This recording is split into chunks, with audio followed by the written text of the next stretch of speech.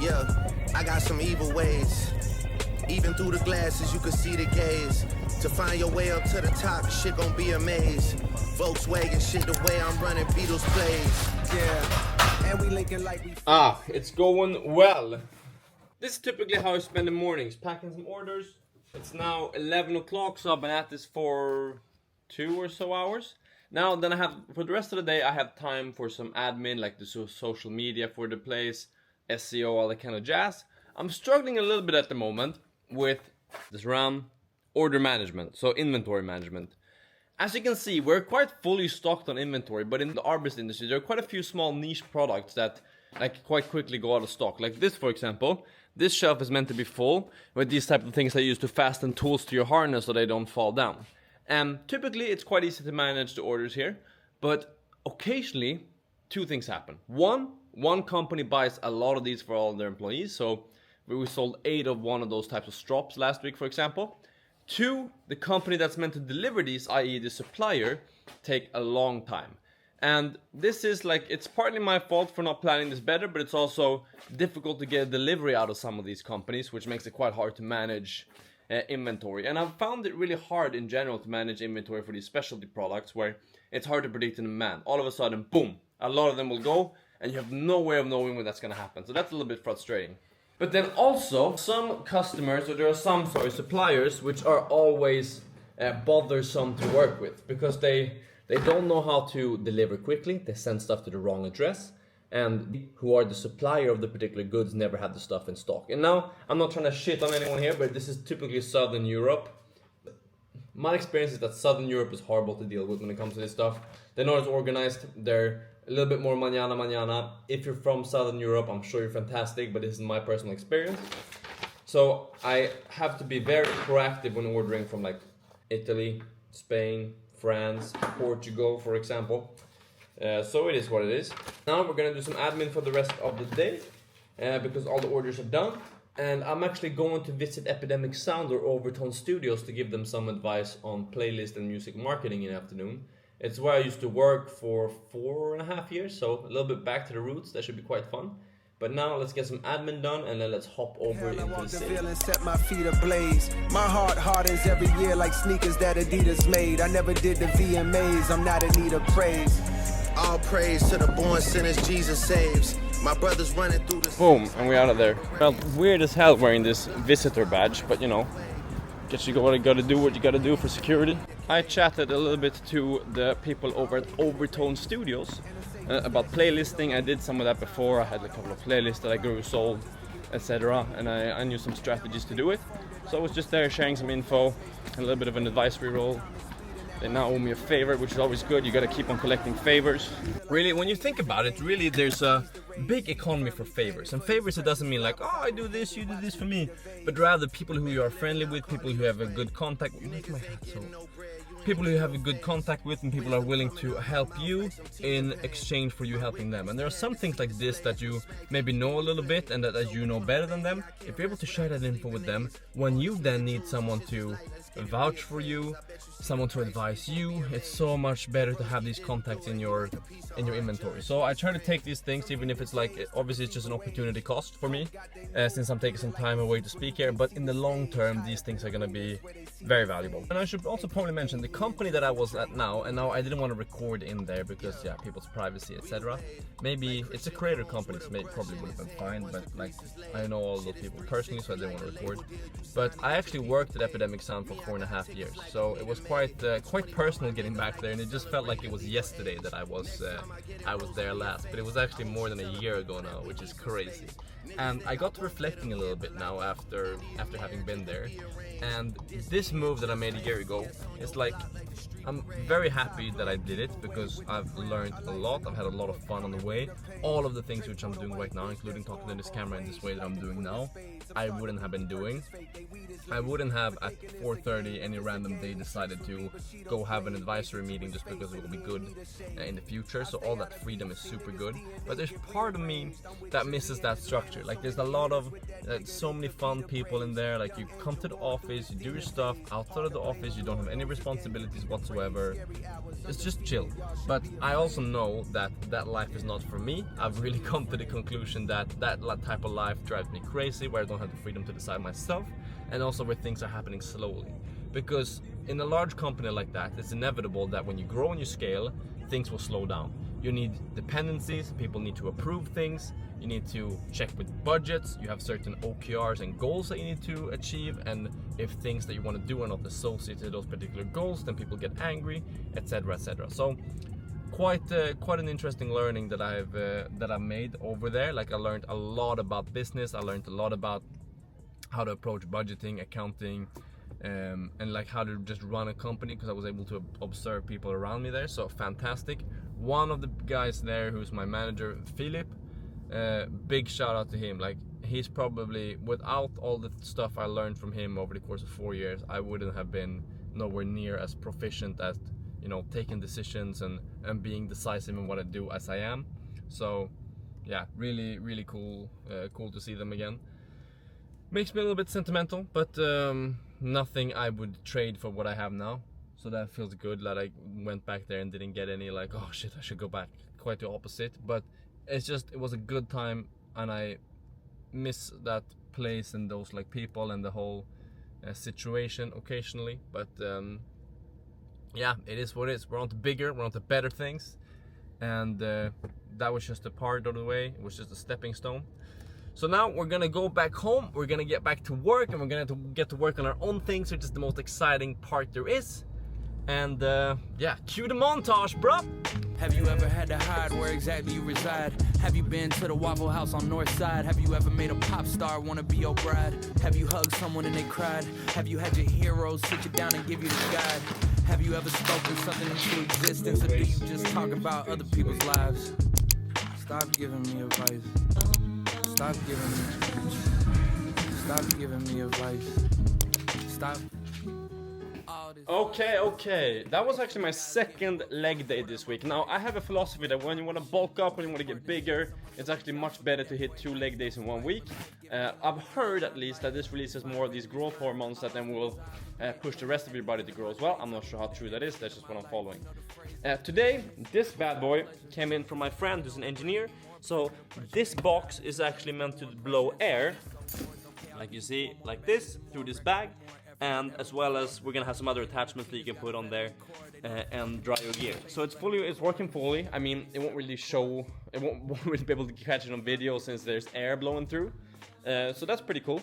But it's afternoon now here in Arbeidsbutikken. We're gonna do some admin work. We're gonna put up some new product on the site, and then we're gonna head home, make some dinner, have a meeting at 7, do some coding, and then yeah, we'll see where the night takes us. The coding I have to do now is quite a big task with notifications for this app. So I'm gonna push it to the weekend, I think, and do the majority there. Might just do some planning now. But it's just easier to finish this stuff all in one go, especially when you're working with other people. So I'll hit it over the weekend probably. But let's get into the night. Now, for an occasion like this, we're gonna make ourselves some tortellini alla grana raspetta. We're gonna boil some water there. Oops. I have also gone and got myself a whoop strap. A whoop strap is one of these things that you can use to track your sleep, if you like stats, that type of stuff. And what's nice about it is that there's no screen. Because I'm a big fan of like regular watches, and not necessarily these like Apple watches. I feel like a spy kid wearing that. So we're gonna open this bad boy up. Ah, very nice packaging. There we go. Lift. There we have the strap. Quite minimal. Thought it was gonna be larger. Nice. Yeah, let's set this up. So the idea for that is Hard to believe where I'm at. Hi Celine, this is Herman at Arbeidsbutikken in Sweden. Ah, okay. All good, sweet. Coming to the end of the day. Now I'm gonna show you something legendary. May I borrow the hook, please? The hook. So, Vidar, so we've been struggling with some of these. I think I've even talked about this in the past video. We've been struggling a little bit getting hooks that fit these store shelves. And I've ordered from 5 different places. I've tried to get hooks from like Germany. I ordered from one. They don't fit. They don't make hooks that fit these specific shelves anymore. So the store right now is looking like a mess because we have this whole wall here with no hooks. And Vidar, who's a genius, apparently, realized that we have a 3D printer. So he went and made one of these small models. And now we tested it. Look at that bad boy. Fits the wall perfectly. And now it's just a sample, so it's just a small one. So we're printing a larger one now. That's not this sample. So we've put the 3D printer on. It's going to be running now over the weekend to print a couple of these hooks. I made them a little bit more dense, which means that they're just plastic, i.e. they're not going to fall off, such as this bad boy here. It's a real solid hook. You can hang like 15 kilos on that. So now the 3D printer in here is calibrating, getting ready to print these hooks.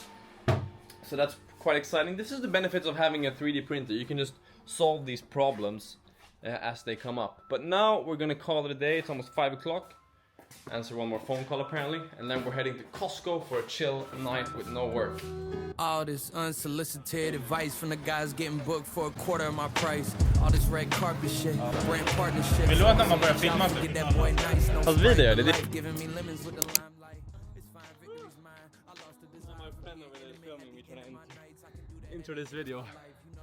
Look at this boy. You entertained, huh? We just got back from a run. Hit that 4 kilometers. I realized that I'm unfit, man. I hit the gym a lot. I eat a lot. I don't run a lot. So these short like 4K runs really get to me, but it is what it is. I'm gonna start running more now when it gets to fall and winter. But yeah, we're gonna go inside, eat some lunch, take a shower, and then get to coding, man. Working on Venture Pals today. I'm gonna record it tomorrow evening, and then I can. 我是英国人。 Pause. Oh my load. We are. What time is it? It's 10:40. The night is young. So I have spent some time working on Venture Pals. I'm going to show you a little bit what I've done there. But now in the last couple of hours, or no, not hours, minutes or so, I've spent a little bit of time writing because I'm starting a newsletter because I want to share like my writing. I have some thoughts that are going on in my head that I can't really only share on YouTube. I want to put it into writing as well, and I spent some time now writing one of these concepts that I've talked about a little bit in my YouTube videos. I've shared a little bit on Instagram, but I haven't really written it out and exactly explained what I'm thinking. So just to give it short here, it's the title of it, or the title of the concept is called Micro Urgency, Macro Patience, How to Find Meaning in the Long-Term Grind. And I got a little bit emotional writing this, I'm not gonna lie. It felt like this really hit home for me, and I think it's gonna hit home for a lot of people. Let me just read a little bit of it. Back in 2014, more than a decade ago, I made my first YouTube video. It feels like a lifetime has passed since then, and during that time I've created over 400 long-form pieces of content across various channels. I built mobile apps, started and managed businesses, sold products, services, and much more. Yet, if you ask me where I want to be, where I intend to go, or what my ultimate vision is, my honest answer is that I'm nowhere near it yet. Despite all that I've done, I'm still on the climb, still pushing and still working towards something greater. To give you an idea of my approach, right now as I write this, it's 11 PM on a Saturday in October. I've already logged over 10 hours of work today, and I don't say this to glorify hustle culture or pat myself on the back. I'm simply being real about what it takes to chase a dream over the long haul. I've heard a phrase somewhere, I didn't coin it, but it perfectly encapsulates my mindset. Micro urgency, macro patience. In other words, I make every day and every week count. I'm constantly moving, working, and squeezing out as much as I can in the short term. But I do so with deep understanding that true success is a marathon, not a sprint. Those overnight successes that you read about, they're almost never overnight. Most of them are products of years, sometimes decades of learning, working, and grinding behind the scenes, long before the world took notice. I'll continue reading. You can skip this part if you don't like it, but I'm getting into this, as you can tell.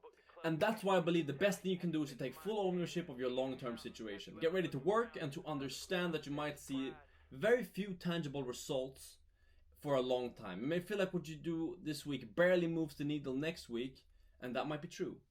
But compound this effort across 44 weeks, in a year and keep doing that for 14 years straight. And suddenly those tiny, seemingly insignificant changes become major. And they stack up to something powerful. That's the mentality I try to bring to the grind. Do as much as possible in the now, but expect that real results may not come for years or even decades. The key is to find meaning in the work you're doing right now. Forget motivation. Motivation is fleeting. Motivation is fleeting. It comes and goes like a fickle friend.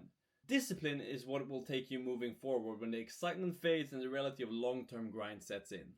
And the best way to stay disciplined, find a sense of meaning in what you're doing. For me, that meaning comes from documenting my journey.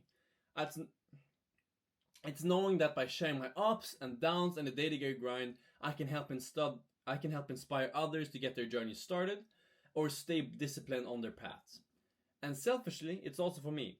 When it's all said and done, I want to be able to look back at my journey and think, damn, the grind was nice. Because I genuinely believe that in 50 years, the thing I'll cherish the most will be the journey, not the result.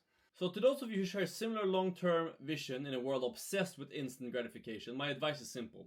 Find a way to fill the process with meaning. Make the micro work, the daily grind matter, and at the same time cultivate patience for the macro, the long game. Trust that all of your discipline and effort will add up, even if it takes years to see a full picture come together. In the end, it's all about making the most of every single day and believing that eventually it will pay off. Not just with external rewards, but with a life lived with purpose, growth, and meaning. Now, that's a little bit deep, and it's like, yeah, I love that mentality so much. And it's like, it truly encapsulates how I think everyone who really is trying to build something meaningful and something like substantial has and needs to have. In the short term, nothing's gonna happen, but all of this grind in the short term is gonna accumulate and add up to something great in the longer term. And it's so easy to just hop on, and you see these people all the time, they hop on, they have motivation to start something, motivation to do something, they set it all up. They're focused on getting a business name, a logo, but then it doesn't go further than that because they're not disciplined in what they're doing. They just have a temporary spike in motivation. So that's what I've been working on a little bit. Quite heavy maybe, but as you can see here, I've been writing that over there, and then this is going to be getting shared in the newsletter. I'm going to start sharing these types of insights in my newsletter, so if you're interested in these types of things, then feel free to subscribe. You can also get my free Notion template down in the description by subscribing, and also it makes me very, very happy. But now let me explain a little bit what I've been doing for VenturePals in regards to coding. What I'm working on now is we're going to change VenturePals a little bit to become a little more of a premium platform. And for those of you who don't know, VenturePals is one of the apps or startups that I have, and it's the best accountability platform out there. So what it is essentially is that you hop on there and just like dating style, you can swipe through profiles, you can join group chats of like-minded people, and then there are some tools in there for you to stay accountable. So you add your tasks, other people will be your partner who's your venture pal will be able to see your tasks and you'll be able to see theirs, and then you can follow up their progress. And the idea is that when you see someone else's tasks and they see yours and you have someone to be accountable to, you're also much more likely to achieve and complete those goals. I.e. why Alcoholics Anonymous types of things work for people who are struggling with alcohol addiction. But so what I've added here is that I'm using Revenue Cat and I am integrating a paywall here. So this is a function you can get from Revenue Cat. And I'm just displaying this paywall premium that I've created inside of the app. And I'm gonna, one second, that's this text I'm writing. We're gonna drag over VenturePals into the screen here, or Revenue Cat, sorry. And it's actually super simple to make. So what you do is that you have this preview thing, so you can change, for example, dark mode, see what it looks like in dark mode. So for example, light mode, yeah. So and then you can get an overview. But then it's super easy to just customize the stuff. So access the #1 accountability platform, for example. We can change this to just VenturePals, like so. And then I'm just gonna copy this quickly. We change it to VenturePals in Revenue Cat. Revenue Cat is a payment provider or a payment processing service that you typically use for mobile apps. I can really recommend it. And you have these apps here. We have, for example, the iOS app, the Android app. I'm not going to hop in there because there are some sensitive API keys. But you go down here to monetization tools and you click paywalls. Here you can create new paywalls, but we can also see one that's connected to our offering, which is premium. So the premium version of VenturePals. And then now it just says Venture Pals. We've edited it, so if we go back to the code and we refresh, it will, instead of saying access the #1 accountability platform, it will have updated in real time, and it will say Venture Pals. So it's super easy to change then. So if you want to do some A/B testing, if you want to change things quickly without having to hop into the code, this is a fantastic way to do it. But we're gonna change it back and we're gonna save it. So you can go down here, you can change the features. So for example, we can change the what these look like. Maybe we don't want to tick on both of them.